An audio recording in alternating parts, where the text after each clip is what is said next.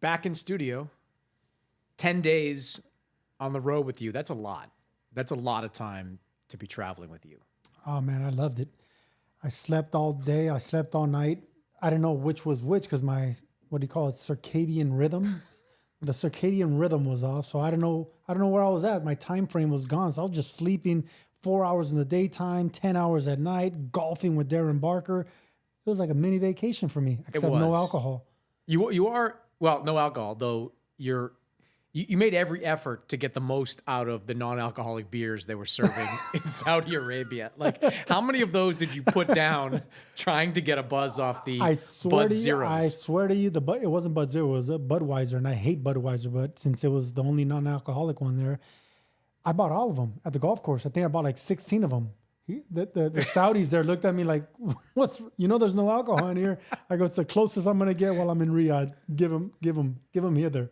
All right, we're back in Los Angeles. A lot to get to on this episode of the show. We're going to talk about the Tank Davis versus Lamont Roach fight, which is a done deal. David Benavidez against David Morrell, also a done deal. Press conference in LA was happening this week. And I also want to nominee my first candidate for the new segment we're going to have called the Sergio Mora Mount Rushmore of Bad Business Decision. We're going to get into that. Plus, we're going to need more than 4 heads if that's the case. It is, but this is a good one. We're going to take your questions too via the mailbag as well. But Sergio, I want to start with a little bit of talk about Canelo, because we're now a couple months removed from Canelo's win over Edgar Berlanga, and we're about to enter into that kind of phase of the calendar where Canelo decides on his next opponent. It's usually December, January, where he and Eddie Reynoso start to really think about who Canelo is going to fight next. And look, the obvious front runner is Terrence Crawford, who is the world title holder now at 154. A lot of talk over the last, few weeks and months about Crawford against Canelo. There's some tension, of course, between Canelo and Turki Al-Sheikh, but there's probably no more marketable fight out there than Canelo against Crawford. It's certainly possible Canelo goes to the UK, fights a Chris Eubank Jr., goes to Japan, fights one of his 3 mandatory challengers. But Bud, for me, is at the top of the list. But I want to throw something out there. What about Canelo against Gilberto Ramirez? We just saw Gilberto Ramirez this past weekend become the unified champion at cruiserweight. He looks phenomenal at this new weight class. He is a former 168-pound title. It doesn't look like it anymore because he's massive. So he's fought at lower weight classes. And if you look at, the potential marketable domestic fights for Canelo, there aren't too many that could be better than Gilberto Ramirez. So I'll ask you this. Should Gilberto Ramirez be considered by Canelo for his next fight? I think he should, but I don't think it's going to happen. I think Zurdo filled out nicely at cruiserweight.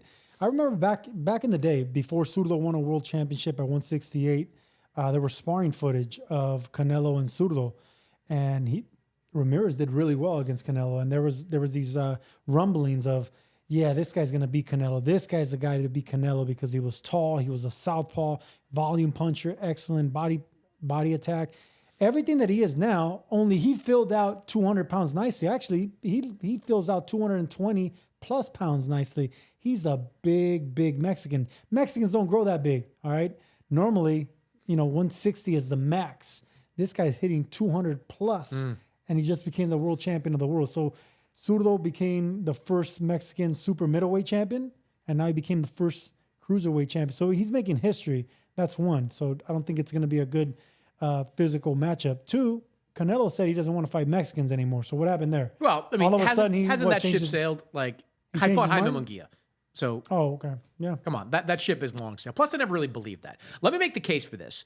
Canelo has flirted with the idea of moving up to cruiserweight in the past. Remember a few years ago when he had that stare down with Junior Makabu, who at the time was a cruiserweight champion. Now, this was before he took that, I don't want to call it a beating, but it's a pretty clean loss to Dimitri Bivol. Then we all kind of said after that, like, well, maybe he's not really ready to move all the way up in weight. But he flirted with the idea in the past.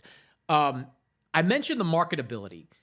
If you're talking about a U.S.-based fight, I can't think of a more marketable opponent than Gilberto Ramirez. Like a Crawford fight would be massive, but I don't think there's enough money in a U.S. market for the Crawford fight unless the Saudis come in and put it up like they did back in August for their show here. So if you're going to make a fight or an event outside of the Saudi sphere, you're talking about a very small list of potential opponents. And it's not going to be like Christian Mbili. He's already fought Munguia and Edgar Berlanga.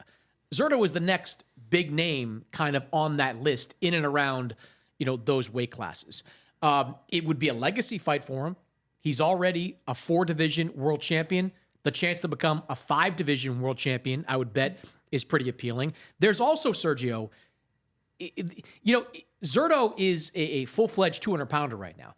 But if he was going to fight Canelo, I'm sure Canelo would say, 190.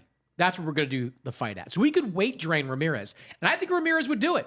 Like, for that kind of opportunity, I think Ramirez would suck himself back down to like 190-ish pounds for that particular fight. And the cherry on top is that you'd once again get Oscar De La Hoya back in one of these promotions, right? Like, it was so goofy seeing Oscar and Canelo kind of go at it during the promotion for Munguia, but it did help the promotion. Like that Munguia number, I don't know what the final number was, but it was successful. Everybody involved in that event was really happy with the results of it. I love the idea of Canelo against Zurdo for a cruiserweight title or 2 cruiserweight titles. Hey, listen, if you can actually dehydrate Zurdo down to a certain low 190s, then yes, I could see the possibility of it. And if he's willing to face another Mexican, yes. And here's the thing: whenever a Mexican fights another Mexican, everyone knows the demographics in boxing. Whenever a Mexican fights an American, whether he's a Black American or Mexican American, whatever it is, it doesn't hit as well if it's when it's Mexican, and the pay-per-view numbers don't lie. It's always like the better selling. It's always best when a Mexican fights on Cinco de Mayo weekend or Mexican Independence weekend. Think about that. On Mexican Independence Day week or Cinco de Mayo weekend, which is May. What did I just say? I'm just saying, like, how that would just make that event. Let me finish my sentence. That's exactly what I'm getting to. Okay. 2 Mexicans on a Mexican holiday, put it anywhere in the world, but preferably you can do it in Vegas. That's where it sells the most.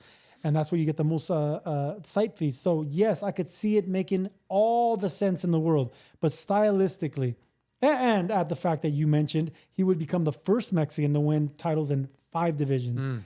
There's been what, 3 or 4 Mexicans. Has there really been no Mexicans with 5 divisions? No. Okay, no. well then that he would be the first. So that is a carrot dangling there, because there's been several that did 4 divisions. Eric Morales, Travieso Arce, Canelo, and I believe there's one more, but not 5 divisions. How did Marquez have? No, Marquez didn't get a belt. Morales. Morales. So it's Morales, Arce.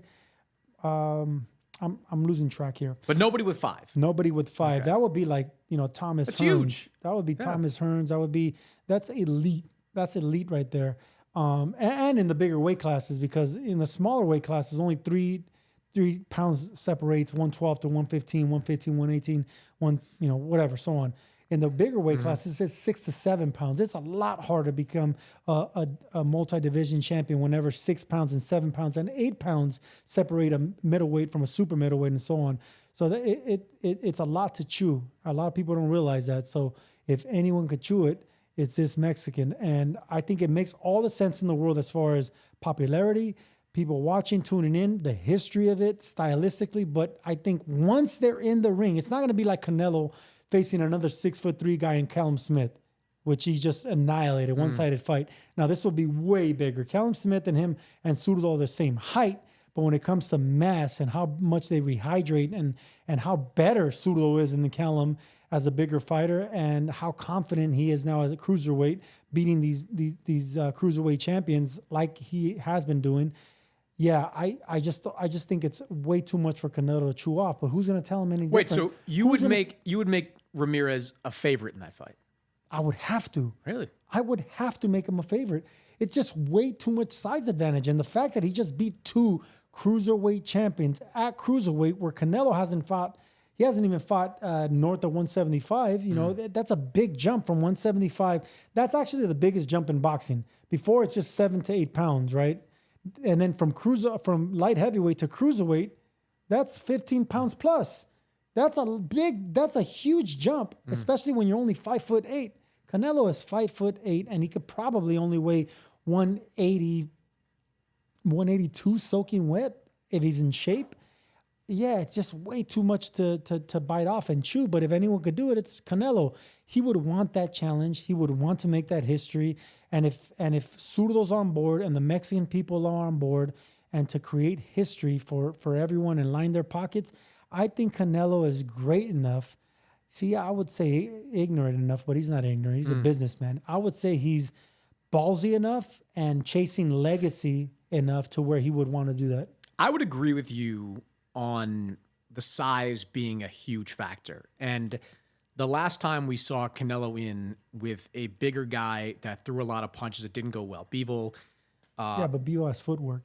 Zurdo's got some decent footwork now too. The Malik Scott edition is it's gotten a lot better. Enhanced Absolutely. that. So I get the size discrepancy being a big factor. But as great as Zurdo has looked at cruiserweight, beating Goulamirian, beating Billum Smith, I'd certainly argue Canelo's skills far outweigh those of the guys I just mentioned. Like Chris Billum Smith is a good fighter, but his skill set is not on Canelo. So Canelo would go into that fight against Zurdo not looking to knock him out, but look, let me see if I can soften that body up a little bit, which hasn't looked as, ripped as some of the other guys. What makes you think he's going to get to the body as easily if Zurdo's jabbing with that long reach and moving away and using his footwork and boxing on the back foot? It won't be as easy. There are a few fighters in boxing today that are as good at putting pressure on you, though. Like, that's a skill, too. Like, cutting the ring off, putting pressure. Like, I don't think Canelo will be as easily confused by some of the spin outs that Zurdo did against Billum Smith. I think he'll have a counter to that. Like, Billum Smith couldn't deal with the footwork of Zurdo. I think Canelo would have a response to it. That's why Canelo is still one of the pound-for-pound greats, because he'll have an answer for a lot of movers. He's faced enough movers to where he knows what to do now. Like, it's not going to be baffling to him when he fought Mayweather when he was a young kid, or when he fought even Austin Trout or other movers. No, this is different.